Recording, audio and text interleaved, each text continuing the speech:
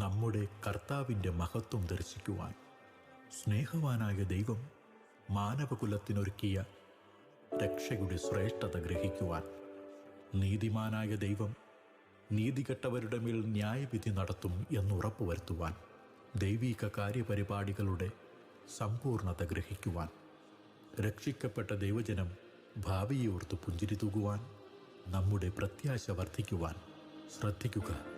വെളിപ്പാടിൻ്റെ സന്ദേശങ്ങൾ. ദൈവനാമത്തിന് മഹത്വം ഉണ്ടാകട്ടെ. വെളിപ്പാടിൻ്റെ സന്ദേശങ്ങൾ എന്ന ഈ തിരുവചന പഠനത്തിലേക്ക് ഏവർക്കും സ്വാഗതം. കഴിഞ്ഞ ദിവസം നാം വെളിപ്പാട് പുസ്തകത്തിൻ്റെ രചയിതാവായ യോഹന്നാൻ അപ്പോസ്തോലനെ സംബന്ധിച്ച് ചില കാര്യങ്ങൾ ചിന്തിക്കുകയുണ്ടായി. തുടർന്ന് യോഹന്നാൻ അപ്പോസ്തോലൻ കർത്തൃദിവസത്തിൽ ആത്മവിവശനാകുന്നതും 7 സഭകളെ സംബന്ധിച്ചും 7 സഭകൾക്കുള്ള സന്ദേശം അറിയിക്കുവാൻ വേണ്ടി കർത്താവ് പ്രത്യക്ഷനാകുന്നതുമായ ആ മഹത്വീകരിക്കപ്പെട്ട കർത്താവിൻ്റെ ദർശനം യോഹന്നാൻ ഉണ്ടാകുകയാണ്. നാം ഇപ്രകാരം വായിക്കുന്നു: നീ കാണുന്നതൊരു പുസ്തകത്തിൽ എഴുതി Ephesus, Smyrna, Pergamos, തുയത്തൈര, Sardis, Philadelphia, ലവോദിക്യ എന്ന 7 സഭകൾക്കും അയക്കുക എന്നിങ്ങനെ കാഹളത്തിനൊത്ത ഒരു മഹാനാദം എൻ്റെ പുറകിൽ കേട്ടു. കാഹളത്തിനൊത്ത മഹാനാദം കേട്ടപ്പോൾ ആ സംസാരിച്ച നാദം എന്ത് എന്ന് കാണുവാൻ ഞാൻ തിരിഞ്ഞു നോക്കി. ഇവിടെ ഒരു നാദമാണ് കേട്ടത്. എന്നാൽ ആ നാദത്തിൻ്റെ പിന്നിൽ ഒരു വ്യക്തിത്വമുണ്ട് എന്ന് യോഹന്നാന് മനസ്സിലായി. അങ്ങനെ ആ നാദത്തിൻ്റെ ഉടയവൻ ആര് എന്ന് കാണുവാൻ തിരിഞ്ഞു നോക്കുമ്പോൾ യോഹന്നാൻ അപ്പോസ്തോലൻ കാണുന്ന കാഴ്ച ഇപ്രകാരമാണ്: 7 പൊൻ നിലവിളക്കുകളെയും നിലവിളക്കുകളുടെ നടുവിൽ നിലയങ്കി ധരിച്ച് മാറത്ത് പൊൻകച്ച കെട്ടിയവനായി മനുഷ്യപുത്രനോട് സദൃശനായവനെയും കണ്ടു. യോഹന്നാന് ഇതാരാണ് എന്ന് വ്യക്തമായി മനസ്സിലാക്കുന്നില്ല. അതുകൊണ്ടാണ് മനുഷ്യപുത്രനോട് സദൃശനായവനെന്ന് രേഖപ്പെടുത്തിയിരിക്കുന്നത്. എന്നാൽ പിന്നീടുള്ള യോഹന്നാൻ്റെ അനുഭവത്തിൽ ഇത് കർത്താവായ യേശുക്രിസ്തു താൻ തന്നെയാണ് തൻ്റെ മുമ്പിൽ വെളിപ്പെട്ടിരിക്കുന്നത് എന്ന് വ്യക്തമായി ബോധ്യമായി. താൻ മുമ്പ് കണ്ടിട്ടുള്ളതിൽ നിന്നും വ്യത്യസ്തമായ ഒരു കാഴ്ചയാണ് യോഹന്നാൻ കർത്താവായ യേശുക്രിസ്തുവിനെ ഇപ്പോൾ കാണുന്നത്. ആ കാഴ്ചയോടുള്ള ബന്ധത്തിൽ നാം ചിന്തിക്കുമ്പോൾ അംഗം പ്രത്യംഗമായിട്ടുള്ള യേശുക്രിസ്തുവിൻ്റെ പ്രത്യേക വർണ്ണന വായിച്ചു മനസ്സിലാക്കുവാനായിട്ട് സാധിക്കും. 7 നിലവിളക്കുകളുടെ നടുവിലാണ് നമ്മുടെ കർത്താവിനെ കാണുന്നത്. നമ്മുടെ കർത്താവ് എപ്പോഴും തൻ്റെ സ്ഥാനം ഏറ്റവും ശ്രേഷ്ഠമായ സ്ഥാനത്തായിരിക്കും എന്നുള്ളതിൻ്റെ മറ്റ് തെളിവുകളും നമുക്ക് തിരുവെഴുത്തിൽ നിന്ന് കാണുവാൻ കഴിയും. ഉയർത്തെഴുന്നേറ്റ കർത്താവിനെ ശിഷ്യന്മാരുടെ നടുവിൽ നമുക്ക് കാണുവാനായിട്ട് സാധിക്കും. 2 or 3 പേർ എൻ്റെ നാമത്തിൽ കൂടി വരുന്നിടത്ത് അവരുടെ മധ്യേ ഞാൻ ഉണ്ട് എന്ന് കർത്താവ് അരുളി ചെയ്യുന്നു. അതുമാത്രമല്ല, ഇപ്പോൾ നിലവിളക്കുകളുടെ നടുവിൽ നിലയങ്കി ധരിച്ചു മാറത്ത് പൊൻകച്ച കെട്ടിയവനായി സഭയുടെ നടുവിൽ നടക്കുന്ന കർത്താവിനെ കാണുകയാണ്. കർത്താവായ യേശുക്രിസ്തു ഏറ്റവും ശ്രേഷ്ഠമായ സ്ഥാനത്ത് നടക്കുന്നവനാണ്, ഏറ്റവും ശ്രേഷ്ഠമായ സ്ഥാനം അലങ്കരിക്കുന്ന വ്യക്തിയാണ് എന്നുള്ളത് ഇവിടെ പ്രത്യേകം പ്രസ്താവ്യമാണ്. ഇവിടെ കർത്താവായ യേശുക്രിസ്തുവിൻ്റെ തലയും തലമുടിയുമാണ് ആരംഭമായിട്ട് പറഞ്ഞിരിക്കുന്നത്. അവൻ്റെ തലയും തലമുടിയും അത് വെളുത്ത പഞ്ഞി പോലെ ഹിമത്തോളം വെള്ളയാണ്. വിശുദ്ധിയുടെയും പുരാതനത്വത്തിൻ്റെയും അടയാളമായിട്ട് ഈ വെണ്മയെ നമുക്ക് കാണുവാൻ കഴിയും. ദാനിയേൽ പ്രവചനം 7-ാം അധ്യായം 9-ാം വാക്യത്തിൽ പുരാതനനായവൻ എന്ന പ്രത്യേക പദപ്രയോഗം നമുക്ക് കാണുവാൻ സാധിക്കുന്നുണ്ട്. നമ്മുടെ കർത്താവായ യേശുക്രിസ്തുവിൻ്റെ പുരാതനത്വം എന്ന് പറയുന്നത് യേശുക്രിസ്തുവിൻ്റെ നിത്യത്വത്തെ വെളിപ്പെടുത്തുന്നതാണ്. ആദ്യന്ത നിത്യനായ അൽഫയും ഒമേഗയുമായ നമ്മുടെ കർത്താവായ യേശുക്രിസ്തുവിനെയാണ് ഈ വെളുത്ത പഞ്ഞി പോലെ ഹിമത്തോളം വെണ്മയായിരിക്കുന്ന തലയും തലമുടിയും വ്യക്തമാക്കുന്നത്. അതുമാത്രമല്ല, വിശുദ്ധിയുടെ നിറകുടമായിട്ടാണ് നമ്മുടെ കർത്താവിനെ നമുക്ക് കാണുവാൻ കഴിയുന്നത്. അവനിൽ പാപം ഇല്ല, അവൻ പാപം ചെയ്തിട്ടില്ല, അവൻ പാപം അറിഞ്ഞിട്ടില്ല. പാപരഹിതനായ നമ്മുടെ കർത്താവായ യേശുക്രിസ്തു പിതാവാം ദൈവത്തിൻ്റെ മടിയിൽ ദൈവത്തിൻ്റെ പ്രമോദമായിരുന്നവൻ പാപത്തിൻ്റെ പരിഹാരത്തിന് വേണ്ടി സ്വർഗം വിട്ട് ഭൂമിയിലേക്ക് വന്നപ്പോൾ നിങ്ങളിൽ ആർ എന്നെ പാപത്തെക്കുറിച്ച് ബോധം വരുത്തുമെന്ന് പുരുഷാരത്തിൻ്റെ നടുവിൽ നിന്ന് ചോദിച്ച ആ ചോദ്യം നമ്മുടെ കർണപുടങ്ങളിൽ ശ്രദ്ധിക്കുവാൻ കഴിയും. ആ ചോദ്യത്തിൻ്റെ മുമ്പിൽ ലോകത്തിൻ്റെ മുമ്പാകെ നമ്മുടെ കർത്താവായ യേശുക്രിസ്തു തൻ്റെ നിഷ്പാപത്വം വെളിപ്പെടുത്തുകയായിരുന്നു എന്നുള്ളത് നമുക്ക് ഏവർക്കും വ്യക്തമായി മനസ്സിലാക്കുവാൻ കഴിയും. മാത്രമല്ല, തൻ്റെ കണ്ണുകളെ സംബന്ധിച്ച് നാം വായിക്കുന്നത് അഗ്നിജ്വാലയ്ക്കൊത്ത കണ്ണ് എന്നാണ് നാം വായിക്കുന്നത്. ദൈവത്തിൻ്റെ കണ്ണുകൾ തീഷ്ണതയുള്ള കണ്ണുകളാണ്. ആ കണ്ണുകൾക്ക് മറഞ്ഞിരിക്കുന്നതൊന്നുമില്ല.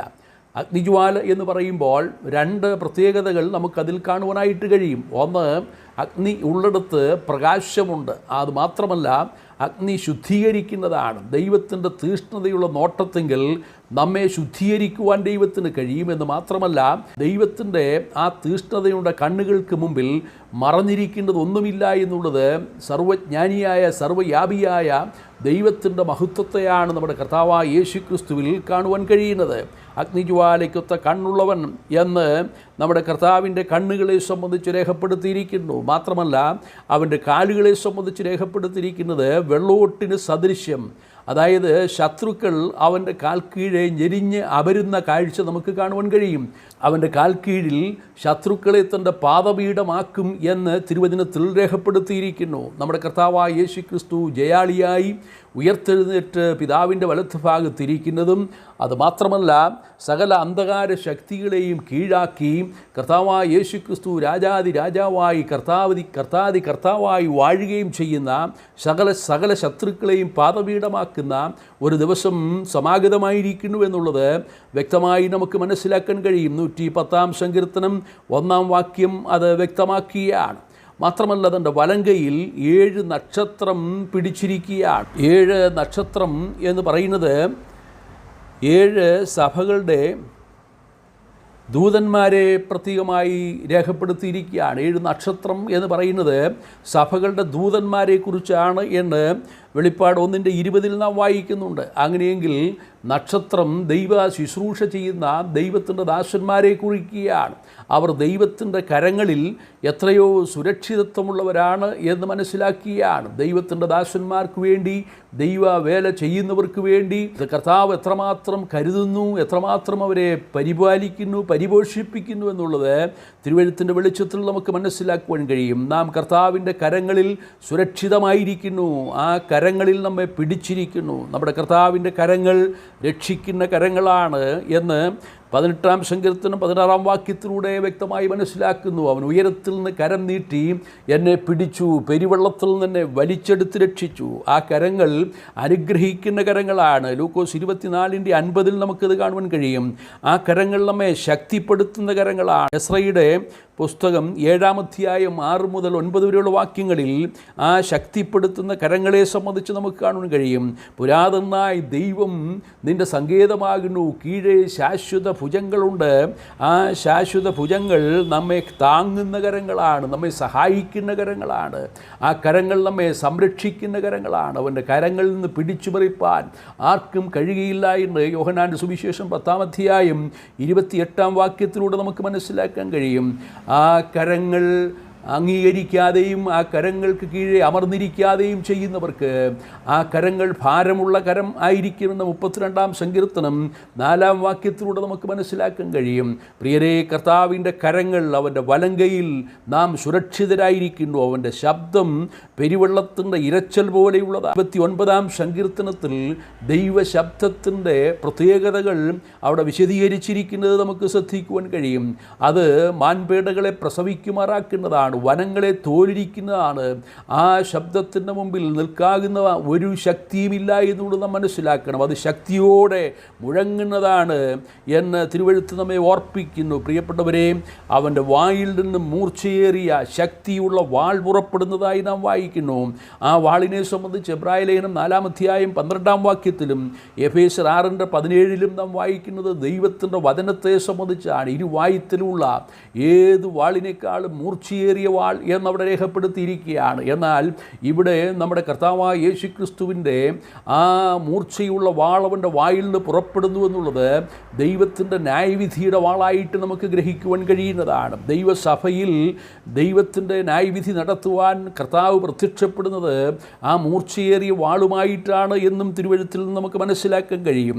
അവൻ്റെ മുഖം സൂര്യൻ ശക്തിയോടെ പ്രകാശിക്കുന്നത് പോലെയായിരുന്നു. പ്രിയരെ, നമ്മുടെ കർത്താവായ യേശുക്രിസ്തുവിൻ്റെ മുഖ തേജസ് നമുക്ക് ആ മറുരൂപമലയിൽ കർത്താവ് പ്രത്യക്ഷപ്പെടുന്ന സന്ദർഭത്തിൽ മനസ്സിലാക്കുവാൻ കഴിയും. ശിഷ്യന്മാർ പത്രോസും യാക്കോബും യോഹന്നാനും അത് വ്യക്തമായി കണ്ടതാണ്. പ്രിയരെ, കർത്താവായ യേശുക്രിസ്തുവിൻ്റെ മുഖം സൂര്യൻ ശക്തിയോടെ പ്രകാശിക്കുന്നത് പോലെ ആ മുഖ തേജസ്സിൻ്റെ മുമ്പിൽ നമുക്കും പ്രകാശിതനായി തീരുവാൻ കഴിയും. നിൻ്റെ തിരുമുഖം എന്നിൽ പ്രകാശിപ്പിക്കണമേ എന്നുള്ള പ്രാർത്ഥന എക്കാലത്തുമുള്ള ഭക്തന്മാരുടെ ആഗ്രഹമാണ്. അവങ്കിലേക്ക് നോക്കിയോർ പ്രകാശിതരായി അവരുടെ മുഖം ലജ്ജിച്ചു പോയതുമില്ല എന്ന് തിരുവചനം വ്യക്തമായി നമ്മെ ഓർപ്പിക്കുന്നു. പ്രിയരെ, നമ്മുടെ കർത്താവായ യേശുക്രിസ്തുവിൻ്റെ ഈ മഹത്വപൂർണമായ ദർശനത്തെങ്കിൽ വീഴാത്തവർ ആരുമില്ല, നമസ്കരിക്കാത്തവർ ആരുമില്ല. യോഹന്നാൻ കർത്താവിനെ കണ്ടിട്ട് മരിച്ചവനെ പോലെ വീണ് ആ കർത്താവിൻ്റെ പാദത്തിൽ ആയിരിക്കുന്ന സന്ദർഭം നമുക്ക് കാണുവാനായിട്ട് സാധിക്കും. തുടർന്നാണ് ദൈവികമായ സന്ദേശം സഭകൾക്കുള്ളതും സഭയുടെ ഭാവിയോടുള്ള ബന്ധത്തിലുമായ ദൈവിക സന്ദേശം യോഹന്നാന് വെളിപ്പെടുത്തി കൊടുക്കുന്നത്. ഈ നല്ല കർത്താവിൻ്റെ മഹത്വമേറിയ കർത്താവിൻ്റെ പാദത്തിൽ നമുക്കും വീഴാം. ആ കർത്താവിൻ്റെ പാദത്തിൽ സർവ്വമഹത്വവും ബഹുമാനവും സ്തുതിയും ആരാധനയും അർപ്പിച്ച് നമുക്കും നമ്മുടെ കർത്താവിനെ നമസ്കരിക്കാം. കർത്താവിൻ്റെ നാമം മഹത്വപ്പെടുമാറാകട്ടെ.